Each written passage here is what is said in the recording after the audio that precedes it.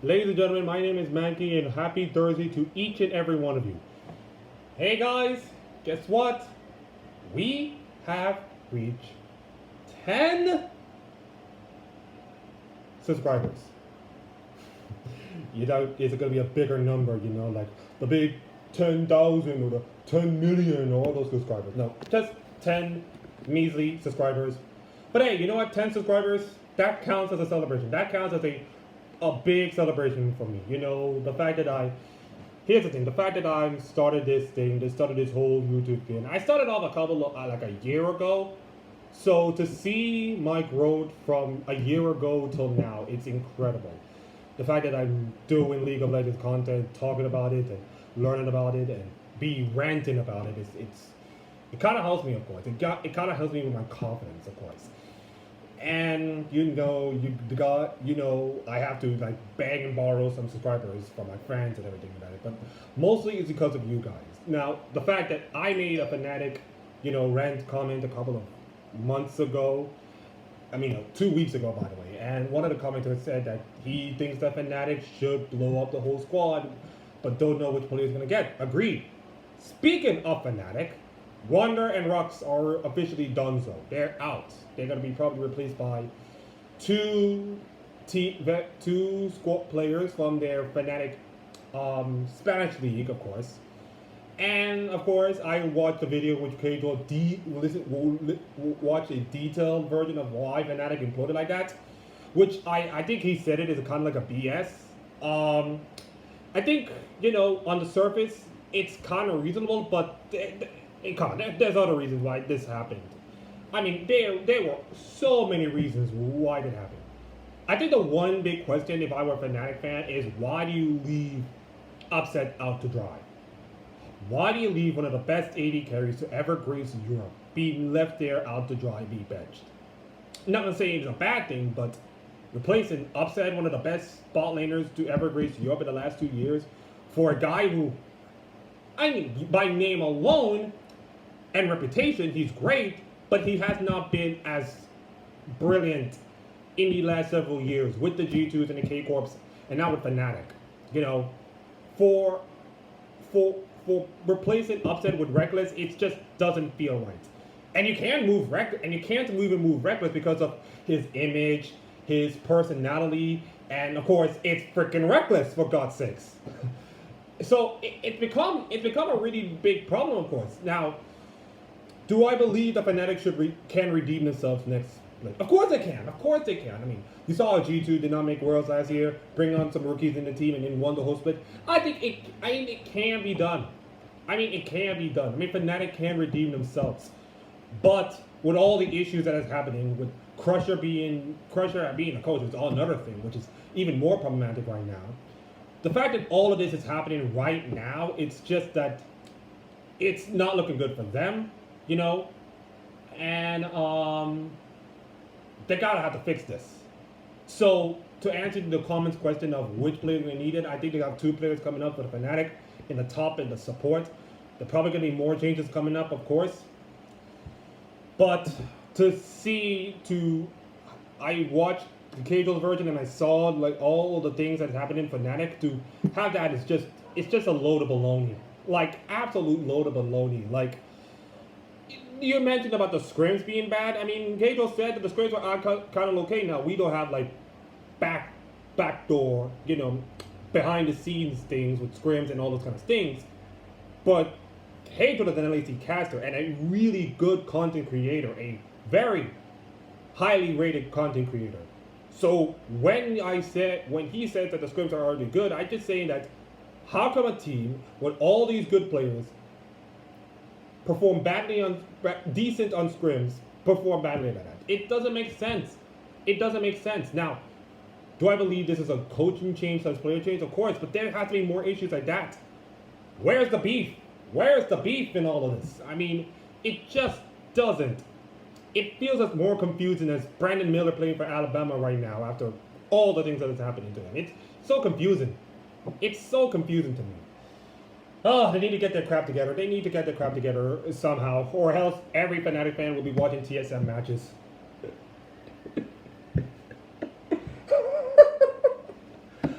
Oh my god, the fact that TSM is actually performing better than Fnatic is it's painful, man. By the time the LECs be over, I will be talking about the LCS. It's gonna be hard to say about that, but here's the thing: I will talk about how good the LCS is. I mean, despite the the double up situation that I need to talk about, but other than that, I think the LCS has been pretty good. I heard a lot of people talking about it, which is great, but not as great as the LCK broadcast. I mean, I saw one of the Reddit comments telling them how good the LCK broadcast has been, especially the English version with Atlas and Chronicle and Valdez and Wolf. I mean, they've been great.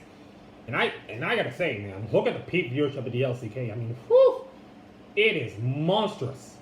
It is monstrous, and not just the T1 games. The fact that the LCK viewership has reached like I don't know, 3 million viewership at probably 3 a.m. in the morning. Who in the right minds are going to be staying up at 3 a.m. watching LCK? Probably not me because I need sleep, but any insane person who watches LCK at 3 a.m. needs to call their doctor, of course, and have their brain check, of course. And that doesn't criticize them. If they want to watch some good League of Legends, they have to watch good League of Legends. But the fact that, people have to watch 3 a.m. and see the peak viewership, of course. I think most of them is because Korea is the Hearthstone of League of Legends and the Hearthstone of esports, so that many people in the Korean area can watch it. The fact that so many people are watching it, probably a good reason. I mean, look at the LEC. We paid like 500,000 viewers for Koi G2, and it's not even close. I mean, we're better than the LCS, which is something, but we're not even going to get close. We're not going to get close to those numbers. Unless we get like a Korean, player on the LEC, then we're not going to get close to those numbers. We're not even pick a million viewership. We haven't picked a million viewership in like ever. So, jeez, that is tough. So yeah. Anyways, other than the LCK drama, by the way, T1 is probably going to go through to the playoffs, 10-1 right now. Whew, that is impressive. Other than some LCK stuff, we need to talk about the LEC. And ladies and gentlemen, boys and girls, it is the weekend. And you know what that means. Ash Wednesday partying. I'm just kidding. It's not that. No, it is finals weekend. No, not the big, gigantic, huge winner against the world and big LEC trophy championship. This is just the miniature, the appetizer to the main course, of course. This is the LEC Winter Finals, ladies and gentlemen. We got Mad versus SK. Winner will take on Koi on Saturday, and then the winner will take on G2 on Sunday. Winner will get an LEC trophy, not the big LEC trophy, but some kind of trophy, a trip to Montpellier for the LEC Finals, and guaranteed no less than 2 seed at MSI this year in London. So there is so much on the line here. There is so much on the line. Now, I will tell you who will win this whole weekend. But before we get to the whole weekend, we have to tell you what's, all the group stages about. We'll need to talk about the group stages. And we're going to do that by breaking down the winners and losers from the group stages. The best of threes, if you have me. Now, I will tell you that I didn't get to watch as much, maybe the laziness inside of me just realizing that, watching all of this doesn't matter. I watched a few highlights, of course, nothing too much spectacular. But I have to say that the format for this is incredible, I saw one Redditor told everybody, and I look at it to say that the LEC feels like a tournament. And it is. It feels like a tournament to you. It doesn't feel like, a regular season and in a playoffs kind of thing. Like MLS or the NHL or the NBA does it. It's a genuine esports tournament. It's like you got your regular season all bunched up and everything like that, and then you go straight into playoffs. You don't just go to like another round robin and then playoffs. You just go straight into playoffs. It is February 23rd, 2023, and we are in at least a finals of an LEC split. Like, Normally LEC splits finish in around March, maybe April or something. The fact that we're getting this in February of all days, it's amazing. And the fact that every single team, all 8 teams, is taking this a little seriously. Every game is important to their chances of winning and losing. It's amazing. And the fact that, best of threes is here for the first time in years, it's kind of amazing sometimes. Now, of course, we have to get used to it because it's a long time since it happened. But to see a format like this, to see the teams that everybody expected them to win are in, the teams that everybody don't expect them to get out, but also keep it entertaining. Seeing a best of threes, like, okay, you lost game 1, how can you adapt to the game 2, and then you lost game 2, and now it's kind of like an even status, like who will win this game 3, which draft is gonna be better, which play style will be huge, and that's all of that. I think that's the thing about European League of Legends that we haven't had in years. It's adaptation. How can you adapt to teams that are better than you, that are more aggressive than you, that are more macro than you, and more outsmarting than you? So that's gonna be why this format exists, because we will test these teams out to see who can adapt it. And besides, look, the MSI is gonna be like best of 3s, best of 5s anyways. So this will be the perfect opportunity for us to just adapt, on different patches, of course, because of course there'll be a new patch coming in the spring. But to adapt to different patches and see which teams can be able to not only adapt to these patches, but also play well into it. So that will be why this format exists, to see which teams are. So unfortunately, that leads us to the competitive patch list. Now, Monte Cristo spoke to this about it on Power Spike with Dom and the group gone about having 3 weeks of one patch, 3 weeks of another patch, 2 weeks of another patch, and then another patch of this one. Take the instance, the G2 Koi match. That match was played on 13.1b. Okay? And you got LCL, LCK, and LPL playing on 13.3 on something. Now, I can tell, I get it, you don't want to play a patch, 2 patches ahead early in the playoff. I get it, competitive fairness and all those kind of stuff. That's fine, but if you're Koi, you have to be absolutely mad. Now, do I believe that a change in the patch would have changed the outcome of the series? Maybe. I would still have G2 and Fnatic. I would still have G2 and Koi still have the 2 best teams, no matter what patch it is. No matter what patch, I will still have these 2 teams. But the fact that that patch came here after the best of 3s are over, they could just, if I were a commissioner, I would just say, guys, we are playing on a different patch, okay? We're going to play on 13.3, and then you'll format lines and SK that we're playing on this patch for the rest of the tournament, for the rest of the bracket stage. They shouldn't have done that. I feel like there's a little bit of unfairness in Koi. Don't get me wrong. G2 were going to win this series regardless. You look at those 2 games, there was domination on them. Dylan Falco put up an excellent job of all the flexing, put the Sejuani in the mid, for caps, which is alright. I would say that G2 would have won this series regardless. But the fact that you have to play on a patch where every single region is way ahead on you, it's not fair. It's just not fair to Koi, and it's not fair for the fans as well, and not fair for the casters and the content creators who have to do this. That's pretty much it. And also, what LS? Of course, by the way, I view an LS video on the patch 13.4 that is coming up.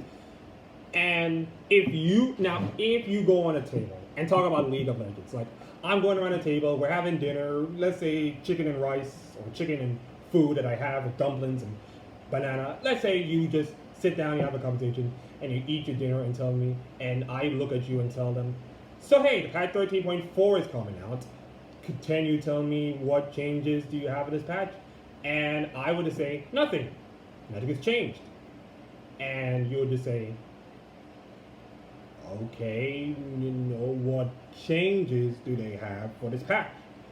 And I was like, oh, Senna's gonna be pretty good. Oriana will be alright. Thresh will be okay. Annie's gonna be take a bit, but she'll be fine. But other than that, nothing changed, especially in the bot lane. And you would be like, seriously? Seriously? Every single game I played against Lucian Nami, Caitlyn Lux, some kind of Ashe support, and I got absolutely bottled. What is this? What is this? I mean, god damn it, man. God damn it. I mean, have you seen what Riot did to Rakan Zaya? They're not even making their recalls anymore. My goodness. Having the two Lovebirds having no recalls at all is probably the worst thing to ever happen over a patch. But the point is that LS have every right to be mad. LS have every single right to be mad because what can Riot do about it? It feels like Riot cannot do nothing about it. Riot cannot do nothing about it.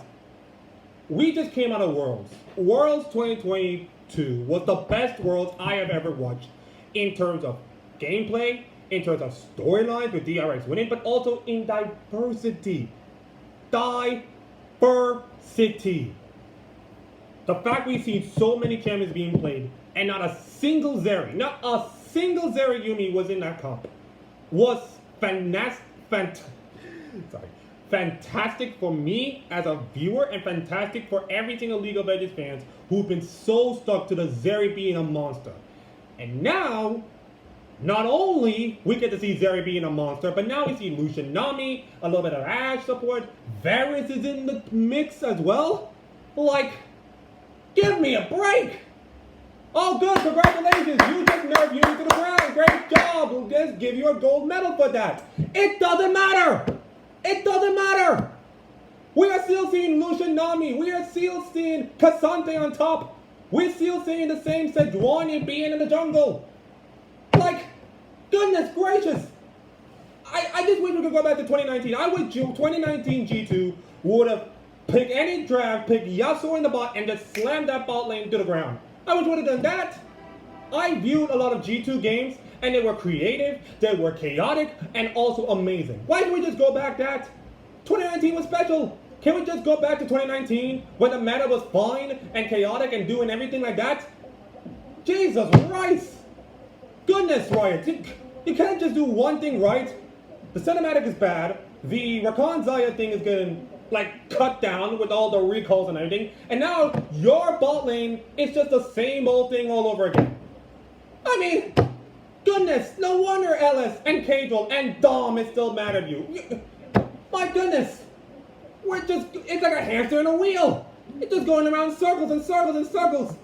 It's insanity. Do you know what the definition of insanity? Doing the same thing over and over and over and over again expected to do something different. Well, guess what? Riot cannot do something different. So now we're going to be playing on Spring Split 13.4 forever and ever until the rest of time. And now, if you're Riot, you're going to be waiting for 13.6, which is with the playoff patch, to see if they can cut down those champions. I want to see Lucian Nami be nerfed, okay? We are not in Shape of Water, okay? Lucian Nami reminds me of The Shape of Water, but at least The Shape of Water is a good movie than the bot lane right now. Okay? It have a crappy ending, but at least I can watch that movie better than Nami Lucian playing 20 times in that bot lane every single game.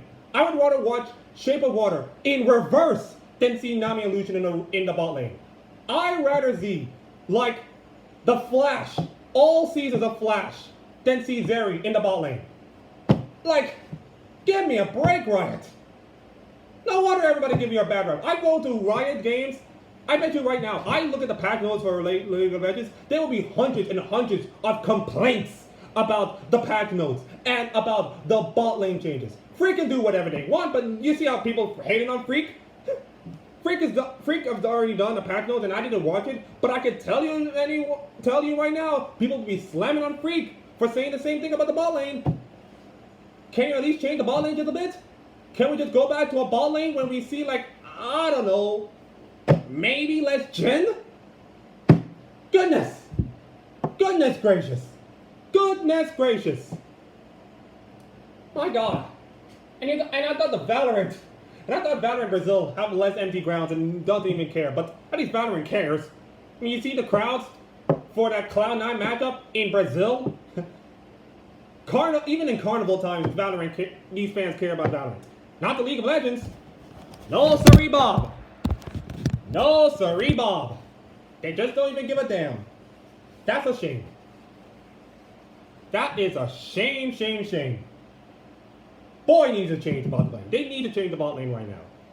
If I see another Lucian, Zeri, Nami thing, LS and Cajal should just not even stream their games anymore. They should not stream their games. They have an obligation to do that because, of course, it brings in money and viewership and all this other stuff. But if I see a bot lane like this, or any kind of adaptation or like this, I will explode. Like, just a little bit, die inside. I'm not like throw the tablet down and just like explode, but I will be like absolutely upset about it. And you know,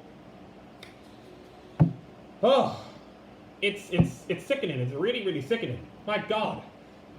Anyways, let's get to the winners. I'm gone like this for a couple of hours. Let's just get to the winners of this.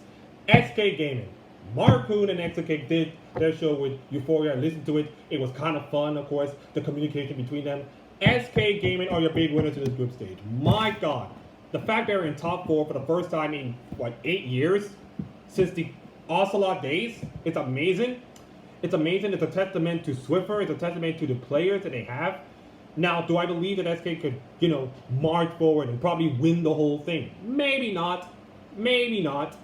But the fact that they are here, the fact that they have surprised so many people, it's a great testament for them. It's a great belief to them, especially Marcoon, who come from XL, mind you, to now be in an SK, let's say a middling team at best.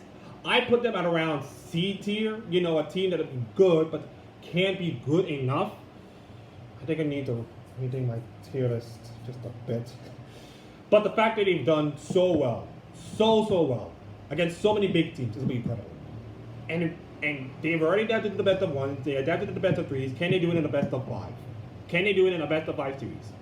You gotta face Mad, which is a good team, and they have to face Koi, which is a good team, and then they have to face G2, which is a great team. If they pull this off, it will be the biggest miracle Leicester City 2016 moment in LEC history. It will be like Leicester City winning the Premier League title in 2016. It will be incredible. It will be incredible. The team that they beat, I put them as losers in Vitality.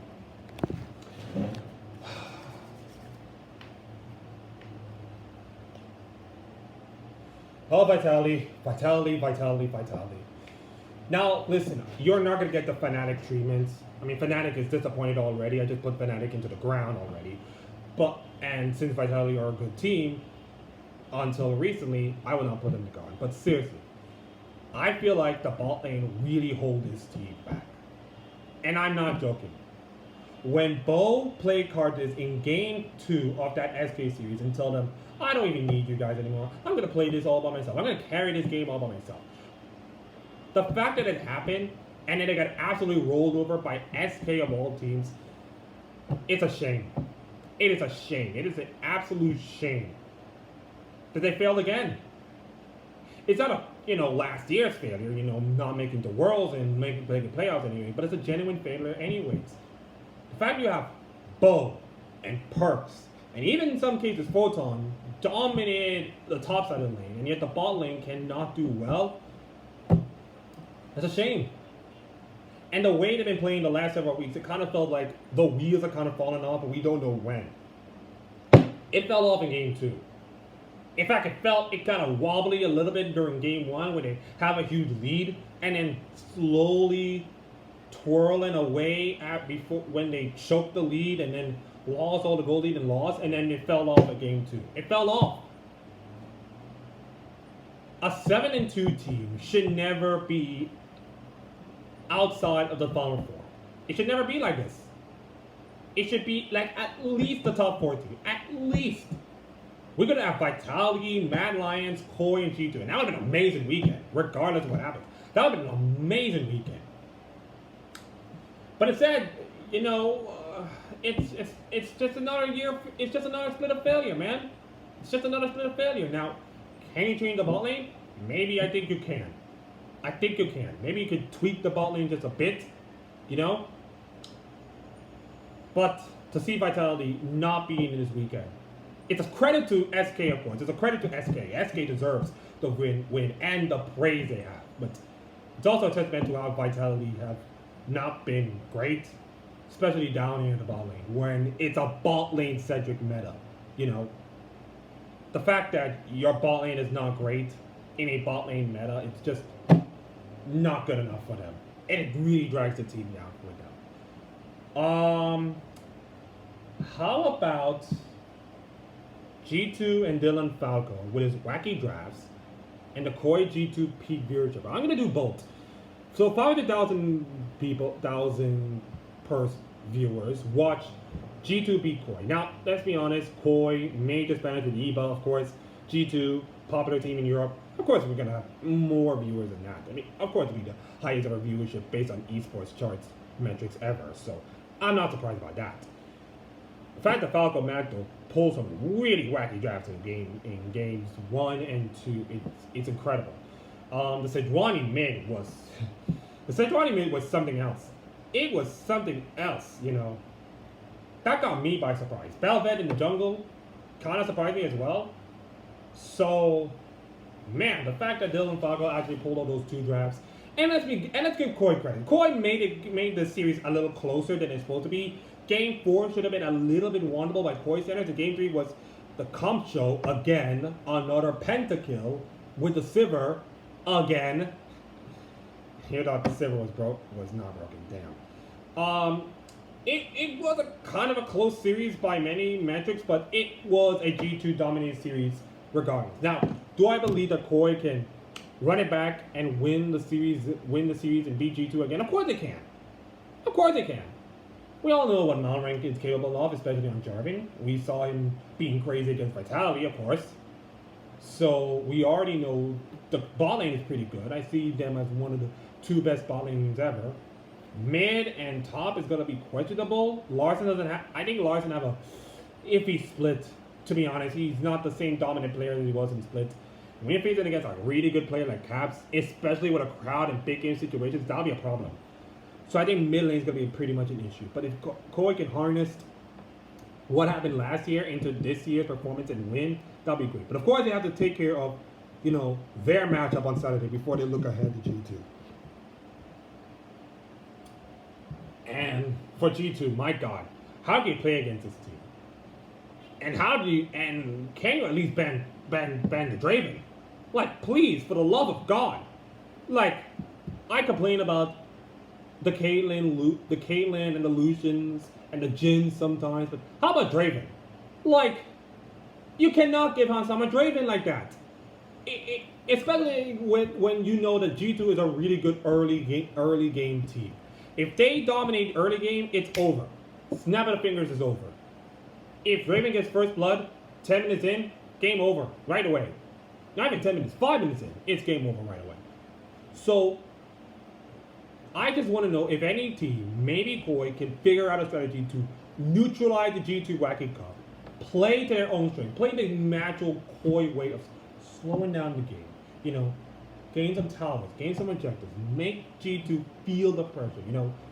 Remember, G2 is a good early game team, but not a great late game team. So if you can slow down the game just a bit, make sure the G2 Wacky Cups are not great enough, and maybe play well, then I can say that Koi could win this series. Now, do I still believe that G2 might win? Of course they can, but if any team can manage to neutralize the comps and the drafting and maybe capitalize on some of the blunders that G2 have, maybe they have a chance. Maybe they have a chance to win. But we don't know which team can do it, but we'll have to find out. So, Astralis BDS Heretics. And I'm going to talk about Astralis in Dahor. So, Dahor is going to be replaced. Of course, he's no longer on the team. His stats have not been, how do I say this, kind to him. Like, really, really kind to him. He's a minus 8.8 CS difference at 15 minutes. Minus 476 goal difference in 15 minutes. And minus 330 XP in 15 minutes. And he's got 0.22 KB minute, 24% damage. I mean, to be honest, Astralis did not do nothing to make me like, wow, this team is impressive. Like, yeah, they got the win, yes, but other than that, kind of nothing, you know. Just nothing to, you know, make you smile. Now, the fact that Astralis made it here is incredible, but I think it's because of Fnatic being losers and XL being meh. XL, by the way, are making changes, including their coach and whatnot. But, you know, that being said, it's got, you know, Astralis needed a mid laner to change the thing, of course. They needed to see if they can move up, you know, from their amphi positions. And I want to see what Astralis can do with their new mid laner, of course. BDS, nothing much, of course, to said. The season was great. It was kind of disappointed at the end, of course, how they done. And Heretics, up and down season. Yangos didn't do much. Evi probably only played Cassantes only and dominate them. Jacksepticeye is not bad. Ruby, not so much. So, I will give them the benefit of the doubt because this is Heretics' first year. So, yeah. So, and then of course you got Mad Lions, you know, I put them in the positive, you know, because they're decent, they're fine. And I gotta say that I feel like if you look at the playoffs right now, Mad Lions are probably the most sneakiest team to win this split. I will turn on the lights just a bit. What I'm saying is that Mad Lions are a pretty good team. Niski in the mid lane and working together with Aloya, that's amazing. The bot lane has been pretty good with Karzi and Hillesang being productive. So, and we're going to transition into the preview for the playoffs this weekend. I feel like this has been a close series. Now, do I believe that Mad Lions could win this series? Yes, I can. I probably have Mad Lions winning this series. But if the SK bot lane can beat down the Mad Lions bot lane, and if they can somehow, you know, be confident enough to, you know, get some mid lane kills or get some top kills, or maybe the jungler might help the top lane just a bit to make the top lane feels good, because I think the top lane have not gotten a lot of love in the sense of the bot lane, of course, and the mid lane. So if they can make the top lane look successful and make Chazzy, you know, a little bit nervous, because hey, remember this is probably his first big time in a big stage and a big moment, of course. So if you can make him look neutral, I feel like that would be the key to success. Having been said that, I think Mad Lions are going to win this series. I will give Mad Lions a 3-1 series win. They will have to face Koi on Saturday, and to be close, I will have this game as a 5-game series with Koi winning, and then I will have Koi beat G2 by 3-1. Do the reverse like they did in the playoff series earlier. Koi win 3-1, you go to Montpellier, and you go into Worlds. And that's basically the predictions. So, yeah. I have to say the LEC season has been pretty good. It's been pretty good with the commentary. I mean, Dagda has been pretty good. The formats have been pretty nice. So many surprises, expectations, kind of like threw me over a loop, which is great, you know, but not great for so many Redditors. So yeah, I kind of enjoy this little like mini tournament kind of thing, and we're gonna have 2 more coming up, and then the big finals, of course. So yeah, after this weekend it'll be a week off, and then we'll do it again for the spring, and then probably gonna do my tier list for that. I mean, I need to rethink my tier list for the spring. It's gonna be a weird one, but yeah. Next week I will probably do LCS, or maybe not, you know, whatever mood I'm feeling right now. So yeah, thank you all my 10 subscribers for this channel. If you like the video, go like the video. If you sub to the video, do so. And if you wanted to do your subreddits, I'll be here in the subreddits reading and talking about it like it's yesterday. I'm on Discord, of course, not on Twitter. Basically on a Snapchat. Not actively, but you know. Yeah, so thank you everybody for watching. I will see you all I will see you all next time. And please, Riot, please nerf the bot lane to the ground. I just can't take it.